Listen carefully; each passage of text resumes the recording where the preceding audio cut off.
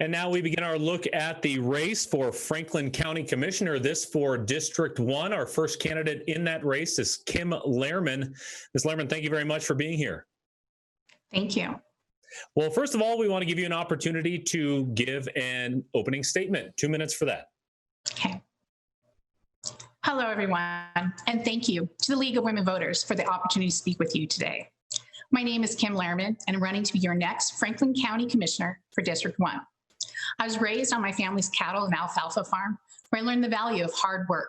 I also learned that the best way to get a job done is to work as a team, where everyone feels supported, listened to, and respected. I am running for Franklin County Commissioner because Franklin County residents deserve someone who believes that the best way to lead is to listen to the people who live in our county and then act accordingly. For 13 years, I've served over 1,000 students as an agriculture and welding teacher in the classroom and beyond the classroom walls. I left teaching to stay home with my children, but found other ways to serve the students by focusing on improving my community. Among the things I did were serve as a parent chair for a collaborative organization, helping to increase student academic success, working to pass a local school levy and bond in 2016 and in 2017, and coaching around 150 boys and girls in soccer and basketball, instilling in them the value of teamwork. I will collaborate with our county officers, our cities, bi-county agencies, Benton Franklin Health District, both state and federal government. I will listen to the science regarding important issues such as COVID-19 and prioritizing protecting the lives of Franklin County residents over politics. As a former teacher, an FFA member, and an active community leader, I know how to build consensus and make others feel heard. Franklin County needs a commissioner who leads through listening. My name is Kim Lehrman, and I want to work for you. I respectfully ask for your vote on August 4th primary election. Thank you. And Kim, we'll start first talking about budgets. As a commissioner, what do you think should and could be done to make up for probable shortfalls in the county budget?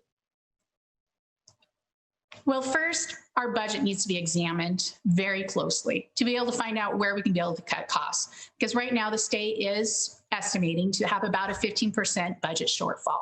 And so that is a reality of the situation.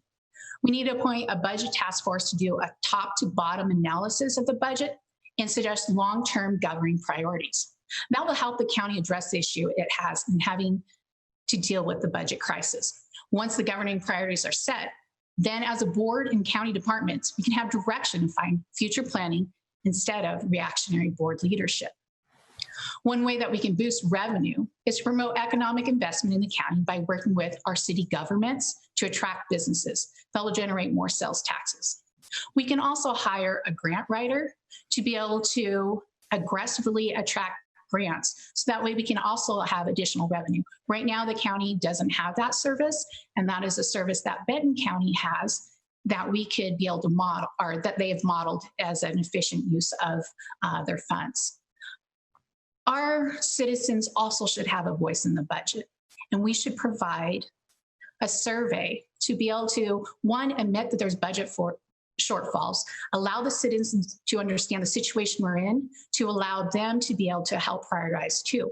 And so adding in their input, the budget analysis, working groups input, and coming up with governing board priorities will greatly help us out.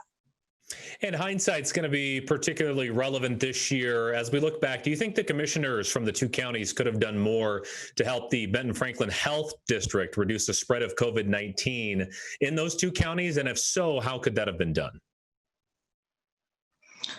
One, we need to, in a good faith effort, listen to our health experts and trust in what science and education that they have instilled, that they have worked for their entire lives, and their role in protecting our county.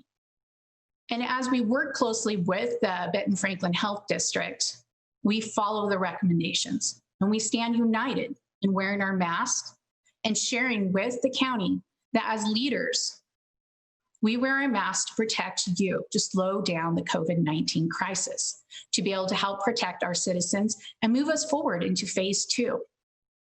We should fully fund the health district We should fully give them their access to their CARES Act, not hold that money back. We should absolutely work together with Benton County Commissioners and our health district. We want to get into phase 2. In order to move on to phase 2 from phase 1, we must work together. And I look forward to our county commissioners finally getting to that stage and putting out a press release, wearing their mask, encouraging everyone to work together so we can be able to decrease the amount of deaths that we're having. We're one of the fastest growing counties of the COVID-19 disease. Let's slow that down together. And question number 3, as a county commissioner, what would you think should be more important in Franklin County, preserving prime agricultural land or promoting growth with housing development? Our entire Earth's surface, only 1/32 of the entire Earth's surface is arable land. That land is to be used for now and in the future. And so the agriculturalist in me, growing up on a family farm, knows the value of high quality agricultural land and knows that that is a resource that we must absolutely protect for the future. And so it is a careful balance between preserving that land for the future, conserving that land for the future, and also surveying our community's needs. So that way we can be able to have strong economic growth, opportunities for housing of high, middle, low housing, including multi-family homes. So no longer is our young children, our young adults who are 19, 20, 21, having to leave the county to go to Benton County to be able to have housing, but a way to be able to incorporate both of those strong values together through a smart growth development plan. But we must seek the community's input in order to do a quality long-term plan. And before we let you go, I do want to give you an opportunity to give your 1-minute closing statement. Elected officials are public servants. They are there to serve all of us. The citizens of our county deserve a commissioner who is willing to lead through listening.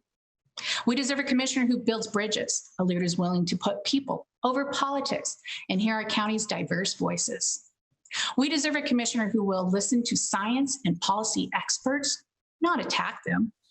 Franklin County stands at a crossroads. We are one of the fastest growing counties in the state, and yet we are gripped with both a pandemic and a growing economic crisis. I love this county, and I believe in its future.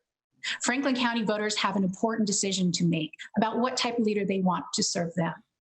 Together, we can return a spirit of cooperation and common sense, common purpose to the Franklin County Commission. My name is Kim Lehrman, and I respectfully ask for your vote and encourage anyone who wants to join our team to visit electkimlehrman.com to learn more. Thank you. Kim Lehrman, thank you very much for your time today. We appreciate you joining us. Thank you very much for having me today. I appreciate it.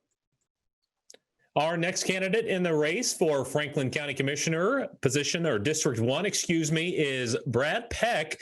Mr. Peck, thank you for being here today. Oh, thank you. And thanks to the League of Women Voters who arranged this opportunity for us to speak with our constituents under such unusual circumstances. And for the purposes of this forum, first thing I would like you to do, if you have one prepared, is to give us a 2-minute opening statement. Okay. I am a current serving county commissioner, incumbent, one of the more experienced commissioners in the state of Washington at this point. And I came out of Central Washington University up in Ellensburg with an undergraduate degree, picked up a Master of Science in Communications from Eastern later on, and then served a full career in the Air Force, retiring as a lieutenant colonel. A lot of the skills and leadership that the Air Force taught me have translated nicely into this platform, public service. And during that career, I had the opportunity to serve overseas in the Middle East. I served as an advisor and consultant for 2 different members of the Joint Chiefs of Staff in the Pentagon, working with the Congress. Worked for about 6 years here locally with Energy Northwest in executive positions. And then probably the capstone of my leadership experience that I've enjoyed has been working as a county commissioner, where I really think our job is to facilitate citizen success rather than regulate citizen compliance. Beyond that, I'll just say that I'm looking forward to another term. I'm at the point in my commissioner career where I have the networks and the contacts, the experience, especially in Olympia, working with the legislature, to look out for Franklin County's interest in a way that, frankly, new commissioners will take several years to achieve. Also concerned that our Board of Commissioners, if I'm not chosen to return next January, will be probably the least experienced in the state of Washington. We'll have one brand new commissioner running for another seat. We'll have one commissioner who's here now, has only about 18 months of experience. My presence on that board really will be the historical knowledge and the experience that every board, frankly, is going to need, especially coming into what will be one of the most difficult budget years that we've seen with the COVID scenario. It's certainly not alone there in Franklin County when it comes to a forecast of a tough budget. As a commissioner, what do you think should and could be done to make up for some probable shortfalls in the upcoming budget? So there's two things in particular. One, we absolutely have to use, well, for example, the experience I've established and the relationships I've established with the legislature in Olympia to make sure that the state of Washington starts paying their fair share of mandated expenses. Take, for example, indigent defense for people facing prosecution. Those are supposed to be paid by the state, but it's hundreds and hundreds of thousands of dollars, sometimes millions, that the counties incur in those costs. Number one is to make sure the state's paying their fair share. Number two is to look at what the function of the county really is, prioritize those responsibilities, fund from the top, and eliminate things that might be things we'd like to do, but frankly, taking care of the health and safety of our people and meeting our primary mission is far, far more important. So I think those are the two things. Get a budget together that is priority-based and that serves our citizens, and make sure that the state is paying their fair share to allow us to do, frankly, the other one. And question number two maybe allows for a little bit of hindsight. Do you think the commissioners from the two counties, Benton and Franklin counties, could have done more to help the Benton-Franklin Health District reduce the spread of COVID-19 in those two counties? And if so, what could have been done?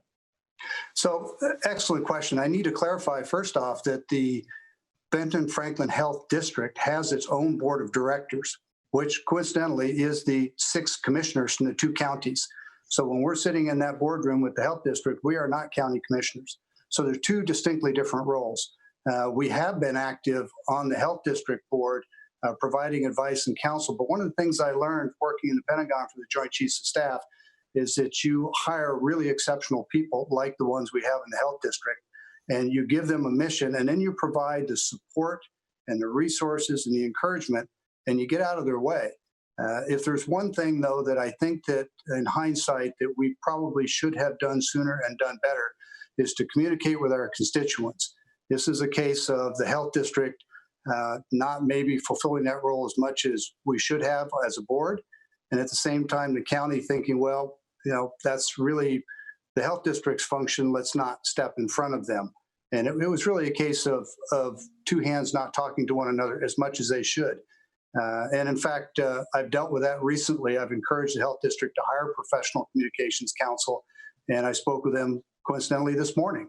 And they're taking that advice, and I think you're going to see a lot better communication going forward. So great question, and no surprise coming from the Murrow School in WSU. I appreciate it. Well, we appreciate that. And finally, question number 3, as a county commissioner, what do you think should be more important to Franklin County, preserving prime agricultural land or promoting growth through housing development? Yeah, there has to be a balance.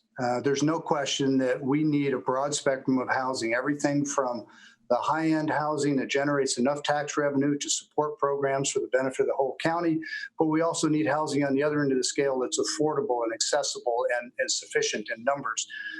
And you can't, frankly, do that with the same amount of ground forever. There comes a point where you've built out that ground sufficiently and you need to add. The key is looking at the agricultural ground and making sure that the ground that is the prime ag ground, the best soils, the best history, irrigation water, those types of things, and preserve those to the extent possible, and look for those grounds that make great housing, maybe some of the shoreline areas, for example, that are fabulous housing areas, but aren't necessarily great ag lands. So it's prioritizing what the beneficial qualities of each are, and then trying to avoid competition between the two. And before we let you go, give you an opportunity to give your 1-minute closing remarks. Okay. Well, thanks again. Really appreciate the fact that you've created this forum. It's very difficult for us to get out and talk to people in this environment. I think if there's anything that I would ask voters to keep in mind, both in the primary and the general election, is that experience matters. It really does. It takes several years for a commissioner to establish the network and the understanding of what is really a very complex position. And I will frankly be the person on the board going forward who has that experience. I'm in my 12th year. It doesn't make me the most senior commissioner in the state, but one of the most. And my voice, frankly, is well respected in Olympia, in the Washington State Association of Counties, and locally. And my goal is just simply to serve and to put that experience into use and do the best I can to make sure that the county is facilitating citizen success, not regulating citizen lives. Well, Mr. Peck, thank you very much. I know this is an unconventional way to go about a candidate forum or a town hall, but we really appreciate your time. Well, it's my pleasure, and thanks for the opportunity. And we're ready to speak with one more candidate for the Franklin County Commissioner District 1 seat. Matt Benton joins us. Mr. Benton, thank you very much for being here. Thank you. Thanks for having me. I appreciate I've worked for years with the League of Women Voters, and I appreciate all the work they do, both here as well as showing up at the new citizen ceremonies that we hold from time to time, or actually that are held at the federal court. So thank you. And we first want to start giving you the opportunity to give a 2-minute opening statement. Sure. Hi, I'm Matt Benton, and I'm running for Franklin County Commissioner 1. I've been serving you for the past 10 years as your elected county auditor, and it's been my honor and privilege to work with the dedicated, hardworking professionals in the auditor's office. We've accomplished much. It's not been easy, but leadership that supports and empowers people to take ownership of their craft and commit to the best services possible, it works. Franklin County Commissioner 1 needs a fresh and different approach to delivering transparency, accountability, and effective local government. The economy ahead will be difficult to navigate, with shrinking budgets and challenging times to deliver the services that are going to be needed. We need to maintain the core functions and prioritize the efficiency in our county government. I have the experience, temperament, and passion to be successful at this.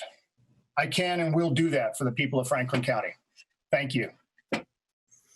And your first question, Mr. Benton, as a commissioner, and you sort of alluded to this, what do you think should and could be done to make up for some probable shortfalls in the county budget? So as the Franklin County auditor, like I said, again, for the last 9 years, we have been assembling and balancing the budget. And one of the things that I'm aware of in county government is, at least at Franklin County, we do not use a priorities-based budget process.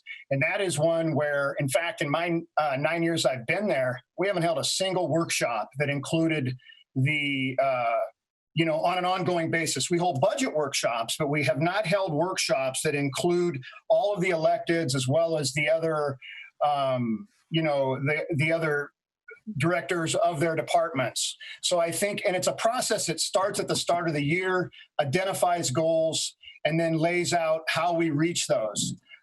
So yes, I think in this time, and it's been a frustrating thing, and it's one of the reasons as an auditor for the last 9 years on this team of elected officials that the people in Franklin County hire, it's time to move a different type of leadership into the commission. So I think the most important things will be prioritizing by-county relationships and finding ways to drive efficiency through working together with everyone, basically. And that has not been happening in Franklin County. And hindsight's going to be kind of big on this question, but do you think the commissioners from the two counties could have done more to help the health district reduce the spread of COVID-19 in the two counties? And if so, how could that have been done?